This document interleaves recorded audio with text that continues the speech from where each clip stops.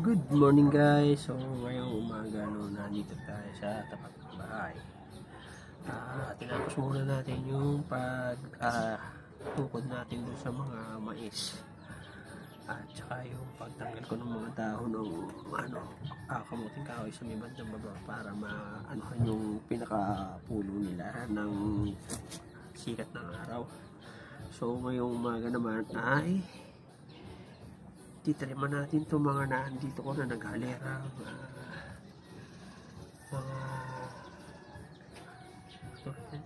mga bonsai mats ko, at medyo nag-wild na sila o yung humaba na yung ibang mga sanga hindi natin kailangan gawin. So sample ba ito, nakikita nyo ito, bonsai natin ito na materials na melendres yun. Nung kahapon ko lang naalala guys, yung ito para mga halaman ito, melendres yung tawag rito, na nabubuhay ito ng cutting. So ito cutting sa top, pwede ito mabuhay kahit ganitong kaliit, kahit ito pa, basta maganda lang yung pagkakaano niya, nabubuhay siya. So dito meron ako yung mga pinagkatingan natin. So, ito, ayan, marami po yan. Yung iba yan, agad namatay. So, ito na. Pero itong mga ito, buhay na to. Yan po yung sample lang na muna sa ating. Tapos, kung napapansin niyo po, yung style niya, ayan. Tataka kayo, puro papunta doon. Lahat yung, yan po yung tinatawag na windswept style, o yung saan yung lahat ng sanga ay umaayon o sumasabay doon kung saan papunta yung hangin. Kunyari papunta doon yung hangin sa kanan. So ito, dahil ako nakarap sa akin, lahat sila papunta doon sa kanan. O dito sila karapat, o papunta sa kaliwa. So yun po yung niya. Isang direction lang lahat papunta yung So ito babawasan natin. Kaya itong mga maliliit na to.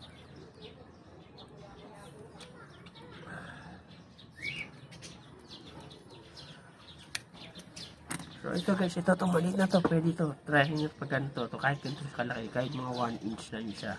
May mga nabubuhay na ganito, once na itinusok nyo ng ayos. So mamaya itutusok na lang din natin, sayang, lalo na yung medyo mas mahaba.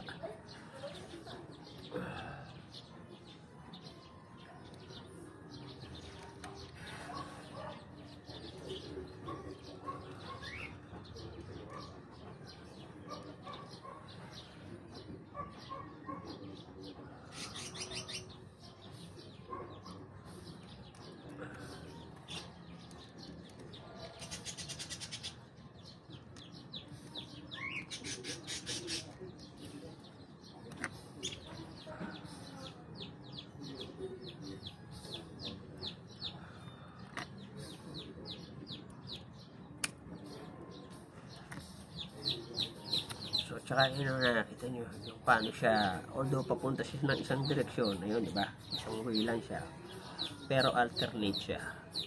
So ano ang purpose po niya, bakit alternate? Para kung galing dito sa taas yung sikat ng araw, naaarawan pa din po yung nasa bandang ilalim para makakuha ng nutrients, doon sa ganoon makapag-produce ng pagkain nila, sa ganoon mabubuhay sila.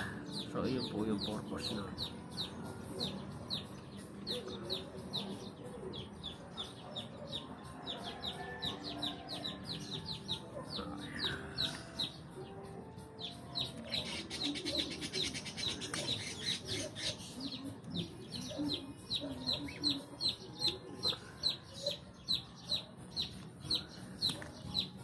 So ayan po guys, so ayos na natin yung isa natin.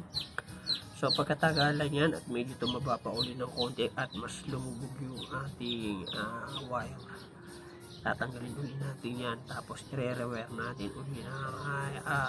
Ganyan pa din po para once na yung totally na magulang na talaga yung sanga na to, pwede na natin siyang hindi i-wiring. Ibig sabihin kasi nakapix na yung niya, yung gulang niya ng sanga para doon sa ganyang posisyon. So as of now po, ayan na muna po tayo. So kung parang ang tagal-tagal, kanya na po talaga ang pagbubonsai ho, hindi po siya madalian kasi para di katulad yan ng mga bata na inaano natin yung ano nila paglaki. Hinuhubog natin sila, parang gano'n din po yan ang lalim ng hinuhubog. Ayan po, so ayan po yung term dyan. So ayan po, tapos na tayo dito sa isa na to.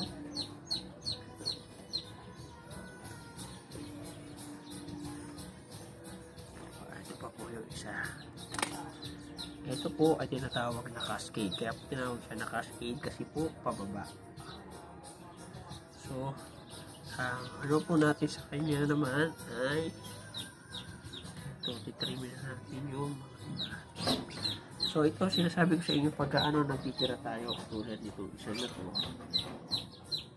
pinakaiba rin siya mahaba.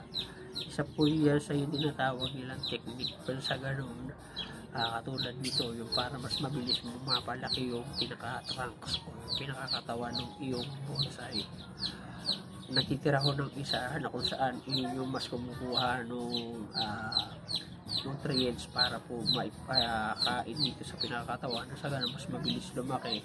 At pagkakuha mo na yung gusto mo, yung acquired mo na taba ng sanga o ng katawan ng bonsai, pwede mo na po siya totally putulin. So as of now, di ko pa siya kailangan ko pa siya rito para mas tumabato. So as is na natin siya. Pero ang purpose nito para hindi naman dito masyadong lumaki, trim mo din. Triman mo siya na yung tamang-tama lang na makakuha siya ng nutrients para maibigay niya rito sa katawan. So ito konting ano na lang naman po ito. Ito katulad dito. I-ayos lang natin yung wire dito.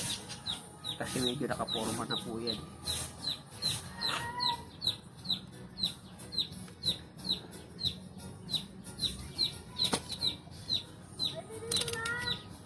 Kaya medyo marami siya. Tatanggalin natin ito yung iba na.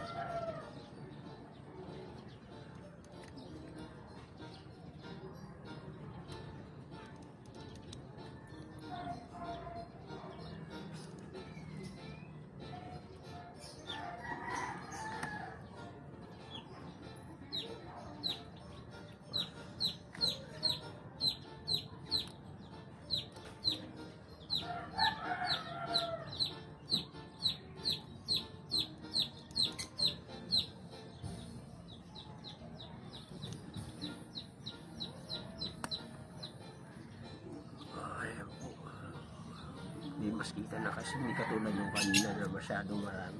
Medyo naka-cluster dito na sanga na ganito. Ayan, nakaganyan dyan. Hindi mo nakita yung paano yung forma niya. So, ayan po siya. So, ganyan lang po pag sa bonsai walls na uumpisahan mo na siyang makuha yung desire na korte na nakukuha ko na ipopormo mo na unti-unti. Ang tawag na lang po dyan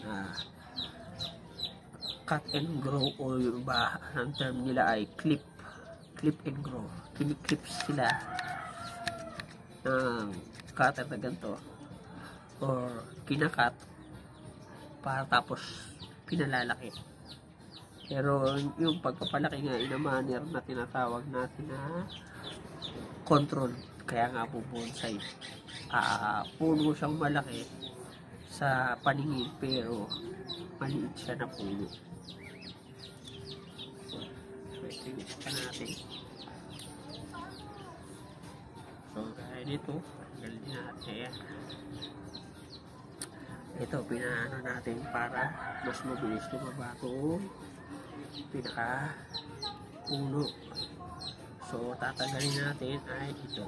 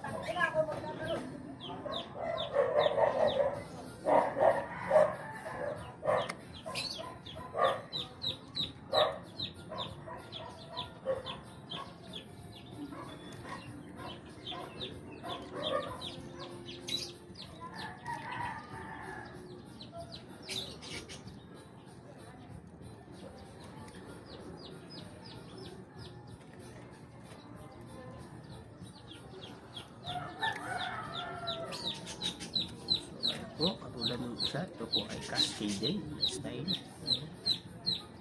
O, kita nyo, no? So, then, alternate din. So, para pera dito sa ano, ay maano nyo yung sinag na right, left. So, pag ano to, bandang ko nito, tatanggalin natin ito. Bayan magiging kulay niya pag ganyan na yan. Sumama na. Sumama na yung pusa, oh.